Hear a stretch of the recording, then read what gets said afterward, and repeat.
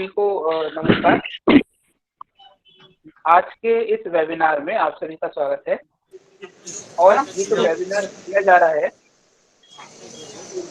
DAV college में mission शक्ति एक अभियान है गवर्नमेंट का, उसके तहत किया जा रहा है। इसकी संयोजिका डॉक्टर अर्चना शर्मा जी हैं और हमारे बीच में कनेक्टेड हैं हमारे प्रिंसिपल डॉक्टर रीनू अग्रवाल जी। सबसे पहले क्योंकि वो थोड़ा व्यस्त हैं, मैं उनसे अनुरोध करूंगा कि वो आज के वेबिनार के लिए 2 शब्द कहें और उसके बाद फिर हम अर्चना मैडम को हैंड ओवर करेंगे आज की कार्रवाई के लिए। रेनू मैम। हाँ, good evening. Good evening. Good evening ma'am. हाँ, गुड इवनिंग सर। बहुत बहुत धन्यवाद सर, आपने हम लोगों को टाइम दिया। अरे मैम कैसी बात कर रहे हैं, तो मिले सौभाग्य की बात है। नहीं और मैं सॉरी भी कर रही हूँ क्योंकि एक्चुअली मैं मार्केट में हूँ इस समय। नहीं चलिए कोई बात नहीं। मैं डॉक्टर वैभव सिंह को, डॉक्टर अर्चना सिंह को, डॉक्टर उषा परिहार जी को, डॉक्टर शील परिहार जी को और सभी प्यारे बच्चों को बहुत बहुत धन्यवाद देती हूँ और उम्मीद करती हूँ इस वेबिनार से हमारे बच्चे कुछ सीख पाएंगे। इस कोविड-19 के महामारी के समय जितना आप अपने आप को सेफ रख सकते हैं उतने कदम आप हमें बताएं तो शायद हमारे बच्चों के लिए बहुत फ्रूटफुल होंगे। और मैं अब डॉक्टर वैभव सिंह को, क्योंकि मार्केट में हूँ, शोर हो रहा है काफी। बहुत बहुत धन्यवाद madam. Okay sir, okay, thank you Renu madam. अब मैं डॉक्टर अर्चना सिंह जी से अनुरोध करूंगा कि वो आज की वेबिनार की कार्रवाई शुरू करें। धन्यवाद डॉक्टर वैभव। सायकालीन अभिवादन और सादर नमस्कार। पुण्य सलिला गंगा और कालंदी के तटों के मध्य स्थित बुलंदशहर जनपद के डीएवी पीजी कॉलेज में वेबिनार के आयोजन के कारण उत्तर प्रदेश सरकार के द्वारा आयोजित विशेष अभियान महिलाओं एवं बालिकाओं की सुरक्षा एवं सम्मान के लिए संपूर्ण प्रदेश में मिशन शक्ति संचालित किया गया है, जो वर्तमान सरकार का अत्यंत ही प्रशंसनीय, श्लाघनीय, सराहनीय कार्य है। महिला प्रकोष्ठ प्रभारी एवं मिशन शक्ति की संयोजिका के रूप में मैं डॉक्टर एसोसिएट प्रोफेसर हिंदी विभाग डीएवी पीजी कॉलेज बुलंदशहर इस वेबिनार में उपस्थित सभी का महाविद्यालय परिवार की ओर से हार्दिक स्वागत करती हूँ, वंदन करती हूँ और अभिनंदन करती हूँ। आज के वेबिनार के मुख्य वक्ता के रूप में हमने आमंत्रित किया है डॉक्टर उषा परिहार जी और उनके पति डॉक्टर शील परिहार जी को, जो मिशन शक्ति के अंतर्गत कोरोना काल में सावधानियां एवं बीमारियों के बचाव पर अपने विचार व्यक्त करेंगे। सर्वप्रथम मैं आमंत्रित कर रही हूं डॉक्टर शील परिहार जी को। धन्यवाद। मेरी आवाज आप सभी तक पहुंच रही है? जी जी, तो मैं अपनी बात प्रारंभ करता हूं। सर्वप्रथम तो इस मिशन शक्ति अभियान के तहत आपने मुझे आमंत्रित किया, इसके लिए मैं आप सभी को धन्यवाद देता हूं, आपका अभिनंदन करता हूं। आज का विषय बहुत ही महत्वपूर्ण है, कोविड-19 से संबंधित है, सावधानियां एवं रोगों से बचाव। तो कोविड-19, सबसे पहले ये जानने का प्रयास करते हैं कि ये कोविड-19 है क्या चीज।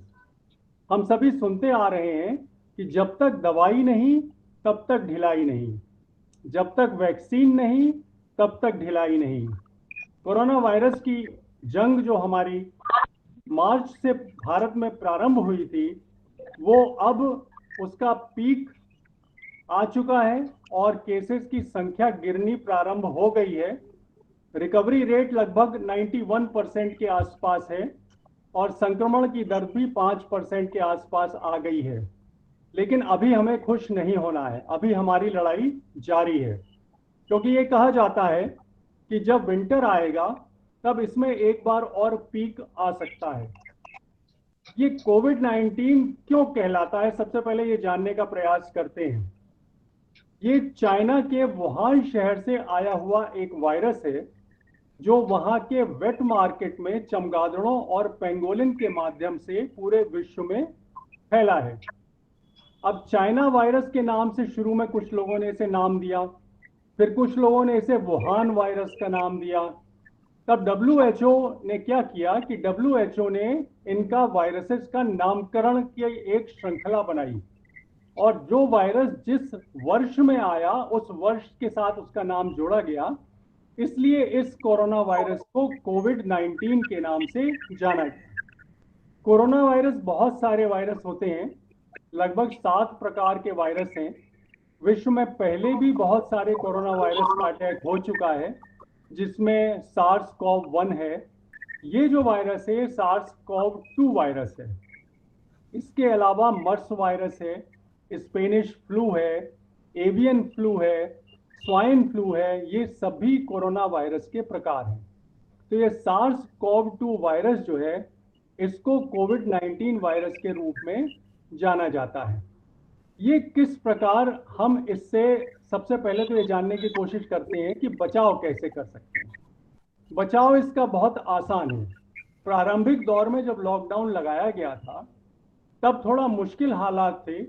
तब हम लोगों ने युद्ध स्तर पर कार्य किया था और जो हॉट स्पॉट होते थे जहां पर कोरोना केस मिलता था, उसके आसपास के पूरे इलाके को सील करके हम लोग सैनिटाइज किया करते थे। आज की तारीख में संक्रमण की दर कम होने पर हमने माइक्रो हॉटस्पॉट्स डेवलप करने शुरू कर दिए हैं और जिस इलाके में कोरोना वायरस मिलता है उस इलाके को हम लोग सील करके सैनिटाइज कर रहे हैं। सिर्फ 3 चीजों का सभी लोग अगर ध्यान रखें, मास्क लगाए रखें, सोशल डिस्टेंसिंग से बेहतर शब्द फिजिकल डिस्टेंसिंग का है, अगर लगभग 2 मीटर की दूरी बनाए रखें और हाथों को लगातार बार बार धोते रहें, तो इस कोरोना वायरस से बचा जा सकता है। आज की तारीख में मैं निश्चित रूप से एक कह सकता हूं कि वैक्सीन से भी ज्यादा प्रभावी मास्क है। लगभग पूरे विश्व ने इस बात को स्वीकार किया है और मास्क प्रत्येक देश की सरकार में अब आवश्यक हो गया है। अब ये संक्रमण कोरोना वायरस का फैलता कैसे है? ये ड्रॉपलेट इन्फेक्शन के माध्यम से बात करते समय, खांसते समय, छींकते समय मरीज के मुंह के द्वारा दूसरे व्यक्ति में स्थानांतरित होता है। लेकिन इसके लिए 1 मीटर की दूरी के अंदर ही ये वायरस सरवाइव करता है, उसके बाद ये सरवाइव नहीं करता है। इसीलिए हमारे प्रधानमंत्री जी ने नारा दिया था कि 2 गज की दूरी बहुत जरूरी है। हवा में, वातावरण में ये वायरस सरवाइव नहीं करता है। इसके ट्रांसमिशन का कुछ तरीका सरफेस ट्रांसमिशन से भी है, कम्युनिटी स्प्रेड से भी है, लेकिन अभी तक ऐसा नहीं पता चला है कि ये वायरस हवा में रहता है और कम्युनिटी स्प्रेड का अभी कोई लक्षण नहीं है। सतह के ऊपर, सरफेस के ऊपर वायरस का ट्रांसमिशन सिर्फ 1% है। तो वायरस का ट्रांसमिशन 99% ये ड्रॉपलेट इन्फेक्शन के द्वारा है।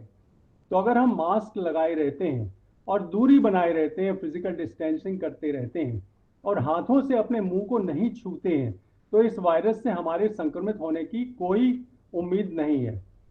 ये वायरस जब अटैक करता है तो ये हमारे रेस्पिरेटरी सिस्टम को अटैक करता है। हमारे जो लंग्स हैं, जिनसे हम सांस लेते हैं, जिनसे हम सारे शरीर को ऑक्सीजन पहुंचाते हैं, उन लंग्स के ऊपर ये अटैक करता है। सबसे पहले तो ये ऊपर रेस्पिरेटरी ट्रैक्ट पर अटैक करता है और उसकी वायरस की संरचना कुछ इस प्रकार की है कि ये सेल से तुरंत चिपक जाता है और वहां पर फिर मल्टीप्लाई करना शुरू कर देता है। फिर धीरे धीरे ये लंग्स में पहुंचता है और लंग्स में एक ओपेसिटी पैदा करता है, लंग के टिश्यू को डिस्ट्रॉय करता है। तो हमारे सांस लेने की ताकत कम होती चली जाती है, ऑक्सीजनेशन कम होता चला जाता है। बाद की स्टेजेस में हमारे फेफड़ों में छोटे छोटे सफेद रंग के धब्बे उभर आते हैं और हमारे फेफड़े काम करना बंद कर देते हैं। उस दशा में ये वायरस शरीर के बाकी अंगों तक भी पहुंचता है और ऑर्गन फेल्योर में मरीज जा सकता है, जिससे उसकी मृत्यु भी हो सकती है। ये कोरोना की सीवियरिटी का लक्षण है, जब ये बाकी अंगों में भी पहुंच जाता है। ये उन लोगों को ज्यादा अटैक करता है जिनमें कोई कोमॉर्बिडिटी होती है। कोमॉर्बिडिटी का मतलब ये होता है कि उनको कोई और बीमारी हो। जैसे जो 65 साल से ऊपर के व्यक्ति हैं और जिनको डायबिटीज है, हाइपरटेंशन है या हृदय की बीमारी है, उनको ये वायरस काफी गंभीर रूप में अटैक करता है और इस वायरस से उनकी मृत्यु की होने की भी संभावना रहती है। इसलिए विशेष रूप से हमें अपने पेरेंट्स का, अपने माता पिता का, अपने बुजुर्गों का ख्याल रखना है। उनको बाहर नहीं जाने देना है, सदैव मास्क लगाकर रखना है। अब इस कोरोना को हम पहचान कैसे सकते हैं? कोरोना को पहचानने के लिए कई सारे टेस्ट हैं, जिनमें कुछ एंटीजन टेस्ट हैं, कुछ एंटीबॉडी टेस्ट हैं और एक आरटी-पीसीआर टेस्ट है। जो हमारे एंटीजन टेस्ट हैं उसमें आजकल एक स्ट्रिप टेस्ट आ गया है, जिसमें एक छोटी सी स्ट्रिप होती है जिसमें हम नेजल स्वाब को डाइल्यूट करके लगाते हैं, और उसमें अगर डबल स्ट्रिप आ जाती है तो इसका मतलब कोरोना पॉजिटिव है। हम ट्रूनेट मशीन से भी इसको टेस्ट कर सकते हैं। एंटीबॉडी टेस्ट से हमें सिर्फ इतना पता चलता है कि इस व्यक्ति को पहले कभी कोई कोरोना हुआ है, पता नहीं चल पाया और इसके शरीर में एंटीबॉडीज डेवलप हो गए। जो सबसे अच्छा टेस्ट है वो आरटी-पीसीआर टेस्ट के नाम से जाना जाता है। इसकी रिपोर्ट लगभग 24 घंटे में मिलती है। इसका पूरा form reverse transcription polymerase chain reaction है, और ये इतना सेंसिटिव है कि अगर एक वायरस भी होगा तो ये उसको डिटेक्ट कर लेता है। इसमें साइकिल्स में रिपोर्ट दी जाती है। अगर कम साइकिल के ऊपर वायरस डिटेक्ट हो रहा है तो इसका मतलब वायरस का हैवी लोड है, ज़्यादा वायरस है, और अगर ज़्यादा साइकिल पे वायरस डिटेक्ट हो रहा है तो इसका मतलब वायरस का लोड कम है। तो इस तरीके से इन टेस्ट के माध्यम से हमें कोरोना के विषय में पता चलता है। अब हम कोरोना जब पता चलता है तो हम क्या करते हैं? जब कोरोना पॉजिटिव की रिपोर्ट आती है तो हम क्या करते हैं? अगर एसिम्प्टोमेटिक पेशेंट है और उसको कोई लक्षण नहीं है तो हम उसे होम क्वारंटाइन में या इंस्टीट्यूशनल क्वारंटाइन में जो सरकार के द्वारा बनाए गए हैं वहां भेज सकते हैं, और 10 से 14 दिन के बीच उसको होम क्वारंटाइन में रखते हैं, और जब उसकी रिपोर्ट नेगेटिव आ जाती है आरटी-पीसीआर की तो क्वारंटाइन समाप्त करते हैं। अगर किसी को माइल्ड हल्के लक्षण हैं तो उसके लिए हमारी सरकार ने लेवल 1 हॉस्पिटल्स बनाए हुए हैं। जो लेवल 1 फैसिलिटीज हैं वहां पर उनको रखा जाता है। वहां पर सिर्फ ऑक्सीजन की सुविधा होती है और किसी चीज की सुविधा नहीं होती है, और ज्यादातर पेशेंट्स वहां से ठीक होकर के आ जाते हैं।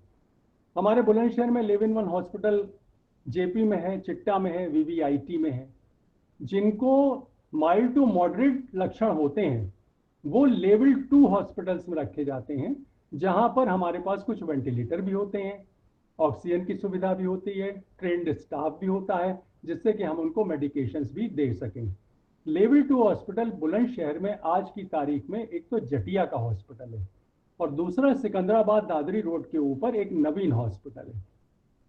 जब मॉडरेट टू सीवियर सिम्टम्स होते हैं, जहां पर निश्चित रूप से आईसीयू में एडमिट करने की जरूरत पड़ती है वेंटिलेटर के साथ, तो पेशेंट को लेवल 3 हॉस्पिटल में भेजा जाता है, जो बुलंदशहर के रेफरल में इस समय मेरठ के अंदर है। तो इस तरीके से हमारी सरकार ने बहुत अच्छी सुविधाएं दी हुई हैं, और कोरोना के मरीजों को घबराने की बिल्कुल आवश्यकता नहीं है, और ज्यादातर मरीज जो हैं अब ठीक होकर के आ रहे हैं। तो इस तरीके से कोरोना जो है, इससे बचाव बहुत आसान है। हाथों को लगातार धोते रहें, मास्क पहनते रहें और सोशल डिस्टेंसिंग या फिजिकल डिस्टेंसिंग बनाए रखें। भीड़ भाड़ वाली जगहों पर ना जाएं। अब जो लेटेस्ट रिसर्च आ रही है उसमें ये आ रहा है कि अगर भीड़ नहीं भी है और कम लोग भी एकत्रित हैं, लेकिन वो फिजिकल डिस्टेंसिंग का ध्यान नहीं रख रहे हैं, तो कोरोना संक्रमण होने की संभावना उनको रहती है। तो ये संक्रमण खतरनाक है, आपके जीवन को नुकसान पहुंचा सकता है, लेकिन अगर थोड़ी सी ये सावधानियां बरती जाएं तो इस संक्रमण से बचा जा सकता है। जहां तक इलाज का प्रश्न है, तो इलाज तो निश्चित रूप से कोरोना का अभी कोई नहीं है। हम ज़्यादातर सिम्टोमेटिक ट्रीटमेंट करते हैं। ज़्यादातर ऐसे मरीजों में ऑक्सीजन सैचुरेशन 93 से नीचे आ जाता है तो हमें ऑक्सीजन लगाने की आवश्यकता पड़ती है। मेडिसिन का जहाँ तक प्रश्न है, उसमें बहुत सारी मेडिसिन दी जाती हैं, जिसमें से रेमडेसिविर है और कॉर्टिकोस्टेरॉइड्स हैं, और भी कुछ एंटी रेट्रोवायरल ड्रग्स हैं जिनको हम यूज़ करते हैं। लेकिन अभी निश्चित रूप से ये नहीं कहा जा सकता कि क्या कोरोना को ठीक करता है। प्लाज्मा थेरेपी उस थेरेपी का नाम है जिस थेरेपी में जो मरीज कोरोना से ठीक हो चुका होता है, उस मरीज के अंदर जो एंटीबॉडीज डेवलप होती हैं, अगर उसका प्लाज्मा हम कोरोना के पेशेंट में चढ़ाएं तो ये कहा जाता है कि उसके ठीक होने की संभावना रहती है। लेकिन ये भी अभी निश्चित इलाज नहीं है। जहां तक प्रोफाइलैक्सिस का प्रश्न है, ये प्रश्न सबके मन में आता है कि क्या कोरोना से बचाव के लिए हम कोई प्रोफाइलैक्सिस कर सकते हैं। तो दो प्रोफाइलैक्सिस पूरे विश्व में इस समय प्रचलित हैं, जिनमें एक तो क्लोरोक्विन है जो HCQS है, वो 400 मिलीग्राम सुबह शाम पहले दिन और वीकली 3 से 7 हफ्ते तक दिया जाता है। और दूसरा जो है वो आइवरमेक्टिन है, ये 12 मिलीग्राम दिया जाता है पहले दिन, 7वें दिन, 30 दिन और उसके बाद प्रत्येक महीने। लेकिन मैं यहाँ आपको ये वार्न कर दूं कि ये दोनों अभी निश्चित रूप से प्रोफाइलेक्टिक कार्य करते हैं, ये नहीं मालूम है किसी को। हम सिर्फ सोच करके इस बात को ले रहे हैं। बहुत सारी बातें, बहुत सारी भ्रांतियां कोरोना के विषय में आज समाज में प्रचलित हैं।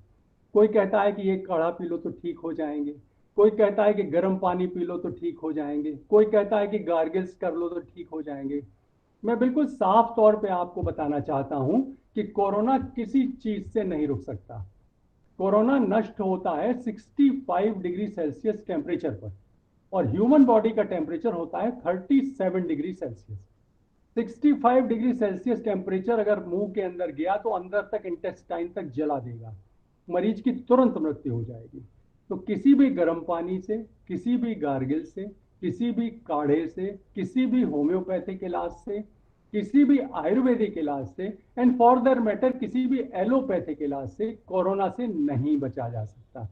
कोरोना से बचाव के सिर्फ वही 3 तरीके हैं: मास्क लगाइए, हाथ धोते रहिए और फिजिकल डिस्टेंसिंग रखिए। अब ये चीजें जो प्रचलित हैं, जैसे गर्म पानी पीना सर्दियों में, ये कहते हैं सर्दियों में एक पीक आएगा, गार्गिल्स करना या काढ़ा वगैरह पीना, इनका कार्य क्या है? ये हमारे शरीर की इम्यूनिटी को बढ़ाते हैं। तो हमारे शरीर की इम्यूनिटी अगर अच्छी होगी तो कोरोना हमें अटैक नहीं कर पाएगा। हमारे शरीर की इम्यूनिटी अगर खराब होगी तो कोरोना हमको अटैक कर सकता है, और हमें इस बीमारी से सावधान रहना चाहिए। अब मैं आपको ये बताना चाहता हूं कि अगर हमारा स्वास्थ्य ठीक है तो हम हर बीमारी से लड़ सकते हैं, हम कोरोना से भी लड़ सकते हैं। कोरोना से बस ये एडिशनल 3 चीजों का और ध्यान रखना पड़ता है। अब हमारा स्वास्थ्य, चलिए स्वास्थ्य के बारे में बात करते हैं। स्वास्थ्य चीज क्या है? पहले हमने सुना था कि early to bed and early to rise makes a man healthy, wealthy and wise. या हम लोगों ने हिंदी में हम लोग कहते थे कि पहला सुख निरोगी काया, दूजा सुख पास हो माया, तीजा सुख सुत आज्ञाकारी, चौथा सुख पतिव्रता नारी। WHO क्या कहता है? WHO ये कहता है कि health is a state of एक मिनट फिजिकल। डॉक्टर, आपका ना फोटो आधा कट के आ रहा है, थोड़ा सा एडजस्ट कर लीजिए अपने मोबाइल को। WHO कहता है कि health is a state of आधा कट रहा है डॉक्टर, थोड़ा सा physical, adjust. Mental, social and spiritual well-being, and not merely an absence of disease or infirmity. Physical शारीरिक, मेंटल मानसिक, सोशल सामाजिक, स्पिरिचुअल आध्यात्मिक, सारी फील्ड्स को हमको ठीक रखना होगा, तभी हम अपने स्वास्थ्य को अच्छा कर सकते हैं। स्वास्थ्य को अच्छा करने के लिए क्या चीज आवश्यक है? स्वस्थ शरीर, स्वस्थ आहार और स्वस्थ विचार। स्वस्थ शरीर बनाने के लिए हमको किन चीजों की आवश्यकता है? पर्सनल हाइजीन की, रेजिस्टेंस की और एक्सरसाइजेस की। पर्सनल हाइजीन में तो वैसे बहुत सारी बातें आती हैं, जैसे प्रातः आप रोज स्नान करें, अपने नाखून साफ रखें, पैरों को साफ रखें, ब्रश करते रहें प्रॉपरली। लेकिन जो सबसे महत्वपूर्ण है इसमें वो हाथ धोना है, जिसको हम लोग हैंड वॉश के नाम से जानते हैं। अभी कुछ दिन पूर्व 15 अक्टूबर को हमने ग्लोबल हैंड वॉश डे मनाया था। हैंड वॉश इसलिए बहुत महत्वपूर्ण हो जाता है कि कोई कोरोना से लड़ने का ये एक बहुत ही कारगर उपाय है। हैंड वॉश कोई मुश्किल काम नहीं है, दिन में 10-12 बार आप कर सकते हैं। चाहे सोप बार यूज करें, चाहे लिक्विड सोप यूज करें, इसका कोई महत्व नहीं है। सिर्फ आपको एक बार के हैंड वॉश के लिए 30 सेकंड देने होते हैं। 20 सेकंड में आपको हाथ धोने, साबुन लगाना होता है, और 10 सेकंड में उसको रिंस करना पड़ता है, धोना पड़ता है। इस हैंड वॉश पे मैं इतना जोर इसलिए दे रहा हूं क्योंकि आज के कोरोना काल में सबसे ज्यादा महत्वपूर्ण हैंड वॉश और मास्क रह गए हैं। हैंड वॉश के लिए हम लोगों ने एक फॉर्मूला गवर्नमेंट की तरफ से, जितने डॉक्टर्स हैं उन्होंने ये बनाया है। जो है तो अंग्रेजी में, लेकिन उसको हिंदी में समझा जाता है। हम लोग ये कहते हैं कि हैंड वॉश सुमन के करना चाहिए। अब सुमन के का क्या मतलब है? एस का मतलब है कि सीधी तरफ से, यू का मतलब है कि उल्टी तरफ से और उंगलियों के साथ, एम का मतलब है कि मुट्ठी, ए का मतलब है अंगूठा, एन का मतलब है कि नाखून नेल्स, और के का मतलब है कलाई। तो जब इस तरीके से सुमन के से हम अपने दोनों हाथों को अच्छी तरह से साबुन लगा लेते हैं और उसके बाद 10 सेकंड में के लिए उसको रिंस कर देते हैं, तो हमारा कोरोना वायरस भी समाप्त हो जाता है। जब हम सैनिटाइजर यूज करते हैं तो कोरोना वायरस 10 सेकंड में समाप्त हो जाता है। जब हम हैंड वॉश करते हैं तो कोरोना वायरस 20 सेकंड में समाप्त हो जाता है। तो कोरोना वायरस से लड़ने का ये इतना अच्छा और आसान तरीका है कि आपको सिर्फ मास्क लगाना है। मास्क कई प्रकार के होते हैं, जिसमें डॉक्टरों के लिए, चिकित्सकों के लिए N95 मास्क होता है, लेकिन हम साधारण जनता से कहते हैं कि वो किसी भी तरीके का मास्क प्रयोग कर सकते हैं, चाहे वो सर्जिकल मास्क हो, चाहे वो कपड़े का मास्क हो, बस उनका मुंह और नाक ढका रहना चाहिए और दूसरे व्यक्ति से उनकी दूरी बनी रहनी चाहिए। तो इसके साथ ही आप कोरोना से बच सकते हैं। जहां तक एक्सरसाइजेस का प्रश्न है, एक्सरसाइजेस के लिए कहा जाता है कि अगर आप 10,000 स्टेप्स रोज चल लेते हैं और या 30 minutes a day for 5 days exercise कर लेते हैं, तो वो आपके शरीर के लिए सफिशिएंट है। तो ये एक्सरसाइज हमारी इम्यूनिटी बढ़ाने में हमारी सहायता करती है। दूसरा आता है स्वस्थ आहार। अगर हम आहार अच्छा लेते रहते हैं तो हमारी इम्यूनिटी नेचुरली बढ़ी हुई रहती है। अच्छा आहार क्या होना चाहिए? अच्छे आहार को हम लोगों ने संतुलित आहार का नाम लिया है, जिसको अंग्रेजी में बैलेंस डाइट कहा जाता है। इस संतुलित आहार का मतलब यह है कि हमारे आहार में प्रोटीन, कार्बोहाइड्रेट, फैट, मिनरल्स और विटामिन प्रचुर मात्रा में होने चाहिए। विटामिन में आजकल विटामिन सी का बहुत महत्व है, क्योंकि ये हीलिंग के लिए भी बहुत कारगर उपाय है और हमारी इम्यूनिटी भी बढ़ाता है। तो हम लोग साइट्रस फ्रूट्स इस्तेमाल कर सकते हैं, नींबू इस्तेमाल कर सकते हैं। तो विटामिन सी का लेवल अगर हमारा ज़्यादा है तो इम्यूनिटी हमारी ज़्यादा रहती है। बाकी सीजनल वेजिटेबल्स का प्रयोग बहुत लाभकारी रहता है। अब सीजनल वेजिटेबल्स आप पहचाने कैसे? क्योंकि आजकल तो हर सब्जी 12 महीने आती है। तो उसका भी बहुत आसान सा तरीका है कि जो सब्जी सबसे सस्ती वही सीजनल। तो आपकी जेब पर भी बोझ नहीं पड़ता है, आपकी इम्यूनिटी भी बढ़ी रहती है। तो देखिए कितने आसान तरीके आपको कोरोना से बचने के हमने बता दिए। हैंड वॉश बता दिया आपको, आपकी इम्यूनिटी बढ़ाने के लिए विटामिन सी, साइट्रस फ्रूट्स बता दिए, सबसे सस्ती सब्जियां खाने के लिए आपको बोल दिया, एक्सरसाइज करने के लिए बोल दिया। अब एक बात और रहती है, स्वस्थ विचार। मस्तिष्क अगर कमजोर तो परिस्थिति चुनौती हो जाती है, समस्या हो जाती है, और मस्तिष्क अगर ताकतवर तो परिस्थिति अवसर हो जाती है। तो मस्तिष्क अगर आप अपना मजबूत रखते हैं तो आपका शरीर स्वतः ही मजबूत हो जाता है।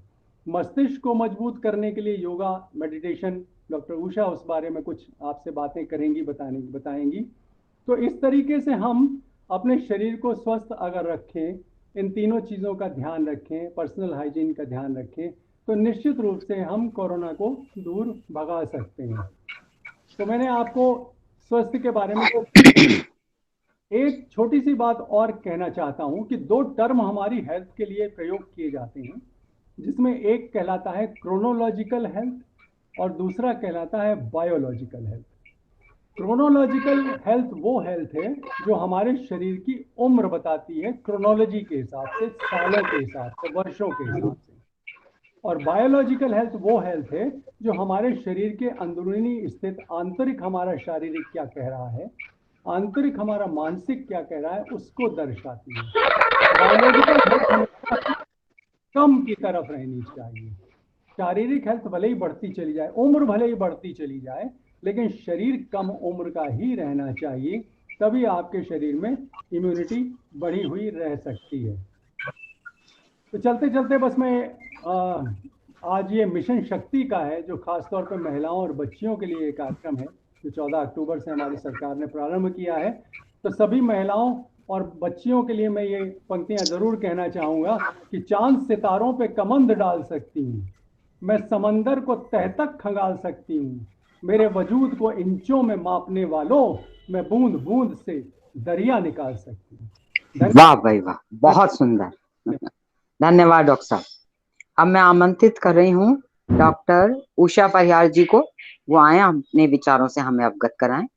Doctor Usha Parihar ji. Thank you जी। वैसे तो डॉक्टर परिहार ने सब कुछ बता दिया, पर मैं योगा पर विशेष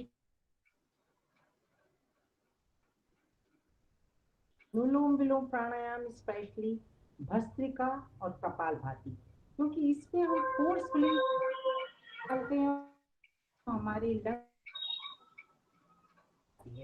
ब्रेथ होल्डिंग टाइम जितना ज्यादा होगा उतना ही लंग की कैपेसिटी को पता है कि उसके बिना तो कुछ हो ही नहीं सकता। अगर हम मेडिटेशन करते हैं तो हम हमेशा शांत रहेंगे, गुस्सा नहीं आएगा, हमेशा पॉजिटिव रहेंगे। और कोरोना के समय जो लोग जितना पॉजिटिव रहेंगे वो उतने ही ठीक रहेंगे। इसलिए सबको बहुत अच्छी तरह से प्राणायाम और मेडिटेशन करना चाहिए। बस, धन्यवाद। धन्यवाद डॉक्टर उषा परिहार जी, बहुत सुंदर बात आपने कही। अब मैं इसी श्रृंखला में आमंत्रित कर रही हूँ श्री देवेश गोयल जी को, जो कि जनपद बुलंदशहर के एक जाने अच्छा, एक मिनट में रोकना चाहूंगा। अभी एक बच्चे का क्वेश्चन था, थोड़ा डॉक्टर साहब से मैं ध्यान चाहूंगा। एक बच्ची का क्वेश्चन था, उन्नति सक्सेना का। इनका क्वेश्चन ये है कि अकॉर्डिंग टू WHO वायरस अपने आप को ये चेंज करता है और नया स्ट्रेन जो होता है वो ज्यादा पावरफुल होता है। तो अब हम इतने टाइम बाद strain must be more powerful, तो अब लोगों को इस टाइम होम क्वारंटीन क्यों कर रहे हैं और उस प्लेस को केवल 2 दिन के लिए क्यों क्लोज कर? तो मैं रिपीट करूंगा। इसका जवाब मैं देना चाहूंगा कि वो अब और ज्यादा पावरफुल हो रहा है, आप ये कहना चाहते हैं वायरस? ऐसा नहीं है। वायरस की जो विरिलिटी है, जिसको हम लोग विरिलिटी के नाम से जानते हैं, वो अब कम होती जा रही है। और जहां तक हमारे हिंदुस्तान का प्रश्न है, हमारे हिंदुस्तान में तो इसकी विरिलिटी वैसे भी कम है, क्योंकि हमारे थोड़ा सा एक्सप्लेन कर दीजिए, मतलब जो टेक्निकल टर्म है थोड़ा सा एक्सप्लेन कर दीजिए। जी मैं एक्सप्लेन करता हूं कि जो वायरस हमारे यहाँ है, वो हमारा जो जियोलॉजिकल और जियोग्राफिकल जो हमारा लेवल है, जो हम लोगों का इंडिया है, भारतवर्ष है, उसमें ये कोरोना वायरस उतना विरुलेंट, उतना ताकतवर नहीं रहा है। इसी कारण से 138 करोड़ की पॉपुलेशन होने के उपरांत भी और सब जगह भीड़ होने के उपरांत भी हमारे यहाँ विरुलिटी रेट कम है, ये कम पावरफुल है। पहली बात तो ये। दूसरी बात यह है कि कोरोना वायरस शुरुआती दौर में जितना ताकतवर था, अब उतना ताकतवर नहीं है। इसके कुछ कारण हैं। एक कारण तो ये है कि धीरे धीरे लोगों में एंटीबॉडीज डेवलप हो रही हैं। कई बार मैं ऐसे बहुत सारे मरीजों को देखता हूं, जो मरीज जब हम उनका टेस्ट करा, उनको कोई लक्षण नहीं, उनको कभी कोरोना नहीं हुआ वैसे, लेकिन जब मैं टेस्ट कराता हूं उनका, तो उनको एंटीबॉडीज मिलती हैं। इसका मतलब हम लोगों के अंदर एक नेचुरल इम्यूनिटी भी है, एंटीबॉडीज हमारे अंदर वायरस के अगेंस्ट एंटीबॉडीज हैं। तो ये वायरस अब कमजोर हो रहा है, ये वायरस ताकतवर नहीं हो रहा है। ये ताकतवर दोबारा से तब हो सकता है, जैसा स्पेकुलेशन है, जैसा साइंटिस्ट सोच रहे हैं कि जब विंटर सीजन आएगा तो इसमें एक पीक और आ सकती है। तो ये कहना कि कोरोना अब ताकतवर हो रहा है, ये गलत है। पहले कोरोना का हम अगर रेट देखें तो रेट बहुत ज़्यादा था, मृत्यु दर बहुत ज़्यादा थी, लेकिन अब मृत्यु दर बहुत कम हो गई है। उसकी विरिलिटी इंडेक्स 5% से कम है, ठीक होने का 90% से ऊपर है। तो इसलिए अब हम लोग ये सोच रहे हैं कि हम लोग micro hotspots, micro containment zones develop करें, इंस्टेड ऑफ कि हम पूरी लोकेलिटी को बंद कर देते थे पहले। तो ये अब नया फॉर्मूला है कि अगर आप जिस मरीज में कोरोना पाया गया है पॉजिटिव, अगर उसको आप घर के अंदर रोक देते हैं तो बाकी लोगों को कोरोना होने की संभावना नहीं है। पूरी लोकेलिटी को कोरोना में बंद करने की आवश्यकता नहीं है।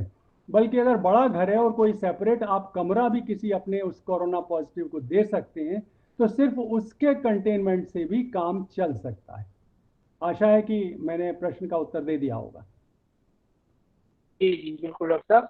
डॉक्टर साहब एक क्वेश्चन मेरा भी था कि आजकल जैसे भी हम कहते हैं कि अगर डेड बॉडी के साथ जाते हैं तो उससे भी कोरोना फैल सकता है, इस वजह से लोग बाग एक दूसरे से दूर हो रहे हैं, तो थोड़ा सा इस पे जरा प्रकाश गिरेंगे?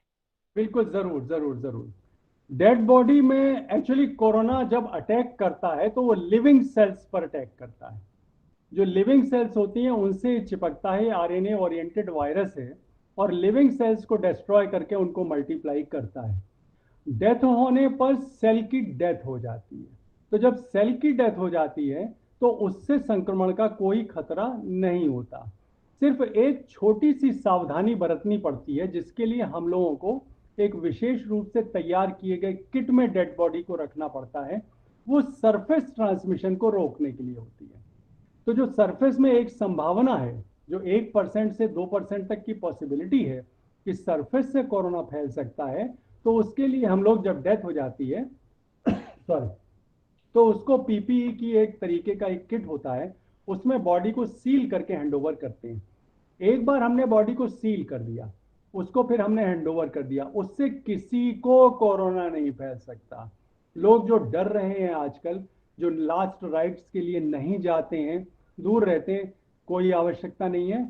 आपकी जो डेड बॉडी आपके किसी प्रियजन की है, वो अगर सील्ड है तो आपको उससे कोई खतरा नहीं। धन्यवाद डॉक्टर साहब। एक बच्चे का, डॉली तोमर का एक क्वेश्चन और है कि जब लॉकडाउन था तब कोरोना पीक पर था, लेकिन अब सब खुल गया है और उसके बावजूद कोरोना कम हो रहा है, ऐसा क्यों हो रहा है? शुरू से आप देखने की कोशिश करें, मार्च से देखने की कोशिश करें। हमारे इंडिया में पहला केस 30 जनवरी को केरल में आया था विदेश से, जो कोरोना पॉजिटिव था। उसके बाद कोरोना की दर बहुत कम रही। जब थोड़े बहुत 500-600 केसेस थे तब हमने लॉकडाउन लगा दिया गया हमारे देश में। तो उस समय लॉकडाउन लगने की वजह से लोग बाहर नहीं निकलते थे, डिस्टेंसिंग रखते थे, तो इसलिए कोरोना कम फैला। माइंड इट, कम फैला। तो कोरोना हमारा हजारों तक मुश्किल से पहुंचा।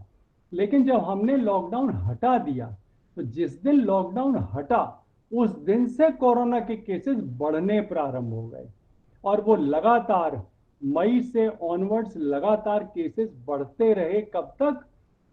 सितंबर तक, मिड सितंबर तक बढ़ते रहे, और मिड सितंबर के बाद से धीरे धीरे उनमें कमी आनी शुरू हुई। तो ये कहना गलत है कि शुरू में कोरोना केस ज्यादा थे, बाद में कम होने लगे। कोरोना केस बढ़े, बढ़ते चले गए, बढ़ते चले गए, बढ़ते चले गए। फिर हमारी इम्यूनिटी की वजह से और थोड़ा बहुत हम लोगों के अंदर जो एंटीबॉडीज डेवलप हुई, उनकी वजह से अब कोरोना का पीक आकर के वो कम होने शुरू हुए। तो अब कम होने शुरू हुए, पहले कम नहीं हुए। ठीक है सर, आशा करता हूँ कि बच्चों को उनके क्वेश्चन का जवाब मिल गया होगा। और अभी भी अगर किसी बच्चे के दिमाग में कोई क्वेश्चन है तो अपना माइक ऑन करके पूछ सकता है, नहीं तो फिर हम आगे की कार्रवाई शुरू करते हैं। कोई बच्चा कुछ क्वेश्चन पूछना चाहेगा?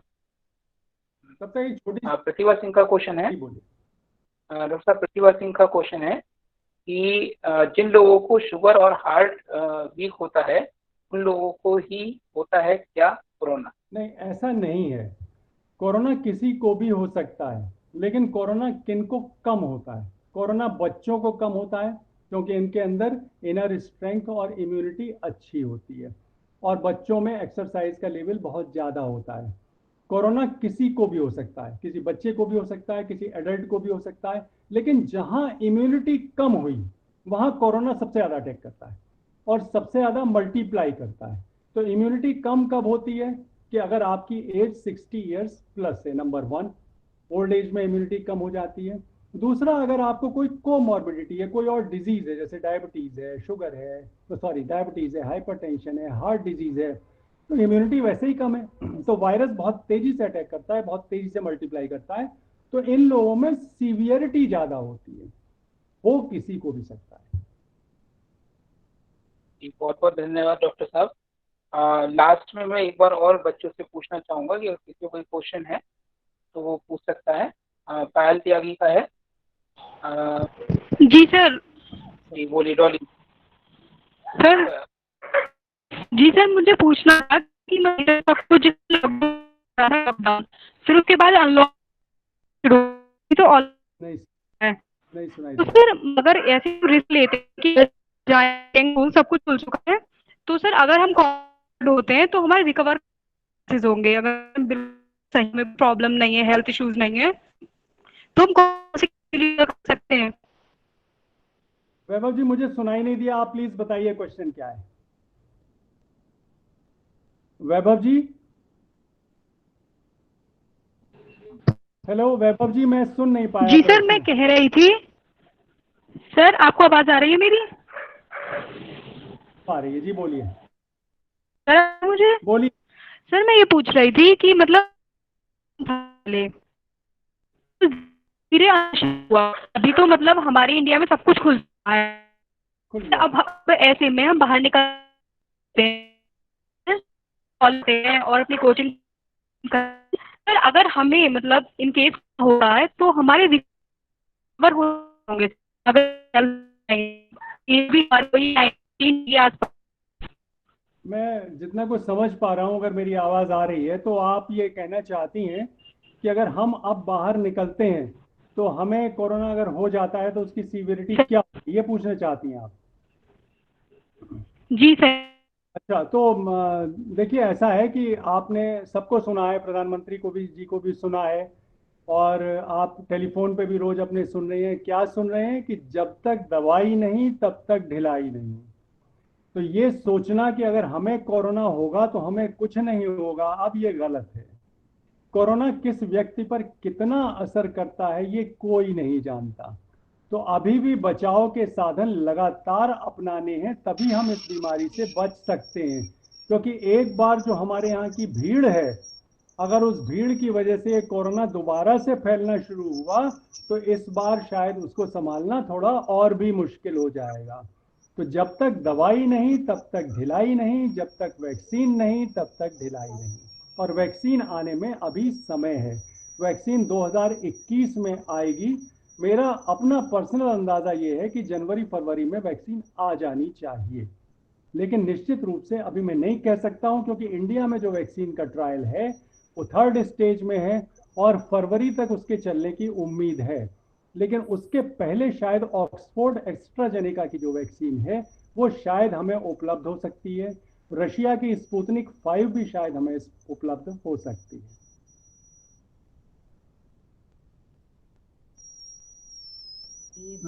अर्चना मैडम, अब आप अपना माइक ऑन कर लीजिए। अर्चना मैडम, माइक ऑन कर लीजिए। अर्चना मैडम, अभी आपका माइक ऑन नहीं है। हेलो। अब हो गया जी। थैंक यू सर, बहुत अच्छी जानकारी देने के लिए। बच्चों को भी बड़ा इंटरेस्ट आ रहा है कि डॉक्टर साहब बिल्कुल सटीक जानकारी दे रहे हैं। आपका पुनः मैं धन्यवाद करना चाहती हूँ। इसी श्रृंखला में मैं आमंत्रित कर रही हूँ प्रसिद्ध समाज सेवी श्री देवेश गोयल जी को। वो आए अपने विचारों से हमें अवगत कराएं। श्री देवेश गोयल जी, मेरी आवाज सुन रहे हैं श्री देवेश गोयल जी? देवेश जी, अपना माइक ऑन कर लीजिए। माइक ऑफ है आपका। देवेश जी, माइक ऑफ है आपका।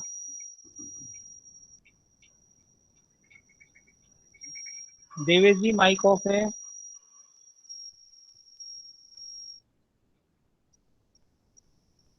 देवेश जी, माइक ऑन नहीं हुआ अभी आपका। हेलो। हाँ, सभी को प्रणाम सर। मैं अर्चना मैम, नमस्कार। हेलो, नमस्कार जी। आपको मेरी आवाज आ रही है नमस्कार क्या? जी। हाँ जी, बिल्कुल आ रही है, हेलो। आ रही है। जी जी, आ रही है। हेलो। आ रही है सर। हाँ जी, हेलो। आ रही है, आ रही मुझे है। तो आवाज हाँ जी। देवेश जी, आ रही है आवाज, बोलिए। आपको मेरी आवाज आ रही है क्या? आ रही है, आ सबको रही आ रही है है जी। देवेश जी, आ रही है। आ रही है। सर, आवाज आ रही है मेरी क्या? यस चलिए, हाँ, हमें आ रही है, आपको नहीं आ रही लगता है। अब ठीक है। जी। हेलो। हाँ ठीक है, ठीक है, आवाज आ रही है आपकी। हेलो। आ रही है देवेश जी, बोलिए। मुझे बहुत आवाज आ रही है। चलिए मैं पूछना चाहता हूँ, महिला इस मिशन के द्वारा जो आज ये कार्य किया गया है कोरोना को देखते हुए, मैं सर्वप्रथम धन्यवाद करना चाहूंगा डॉक्टर साहब का। उन्होंने अपना कीमती समय निकालकर इतनी अच्छी जानकारी हमको दी। कुछ चीजें ऐसी छुपी हुई थी जो शायद हमको नहीं पता थी, जो डॉक्टर साहब के माध्यम से आज हमको जिनका पता चला। तो एक बात जो पूरा देश आज कह रहा है कि जब तक दवाई नहीं तब तक ढिलाई नहीं, हमें इसको ध्यान रखना है। और डॉक्टर साहब ने बताया था कि सोशल डिस्टेंसिंग ना करके हम इसको फिजिकल डिस्टेंसिंग कहेंगे। हमें दूरी बनाकर रखनी है, समय समय पर हाथ धोना है। यदि ये सब करते रहेंगे तो निश्चित रूप से कोरोना हम तब तक कुछ नहीं बिगाड़ पाएगा। इसी के साथ मैं पूरी टीम का धन्यवाद करना चाहूंगा जिसने इतना अच्छा आयोजन किया। और मैं डॉक्टर साहब का विशेष रूप से, मैडम का भी, उन्होंने इतना कीमती समय हमारे लिए निकाला, उनके लिए विशेष प्रणाम कहना चाहूंगा मैं। धन्यवाद। धन्यवाद डॉक्टर। जी अर्चना। हाँ, अब मैं अपने सहयोगी IQAC के समन्वयक डॉक्टर वैभव जैन जी और प्राचार्य वैभव जैन जी से अनुरोध करूंगी कि वो धन्यवाद ज्ञापित करें, जिन लोगों ने भी हमारा वेबिनार को सफल बनाने में अपना अमूल्य समय देकर हमें कृतार्थ किया है। डॉक्टर वैभव जैन। धन्यवाद अर्चना मैडम। सबसे पहले तो मैं आपका ही धन्यवाद देना चाहूंगा कि आपकी प्रेरणा से ये सब संभव हो सका इतनी जल्दी। और डॉक्टर शील परिहार जी को, डॉक्टर उषा मैडम को भी मैं धन्यवाद देना चाहूंगा कि उन्होंने इतने शॉर्ट नोटिस पर हमारे साथ जुड़ना स्वीकार किया। और आजकल के माहौल को देखते हुए जबकि टाइम निकालना बहुत मुश्किल होता है, जी, तो बहुत बहुत धन्यवाद। और सभी बच्चों का भी धन्यवाद कि वो यहाँ आए, वेबिनार में शामिल हुए, और इस बहाने उनको जो उनके मन में संशय थे कोरोना के बारे में वो भी दूर हुए होंगे, आशा करता हूँ। तो सभी का बहुत बहुत धन्यवाद। इसी के साथ मैं मैडम को ट्रांसफर करता हूँ आज की कार्रवाई को समाप्त करने के लिए। धन्यवाद डॉक्टर साहब। नवदीप जले नव फूल खिले, प्रतिदिन माँ का आशीर्वाद मिले, कभी ना हो दुखों का सामना, आज से ही हमारी आप सबके लिए यही शुभकामना। जय माता दी, जय भारत, जय हिंद।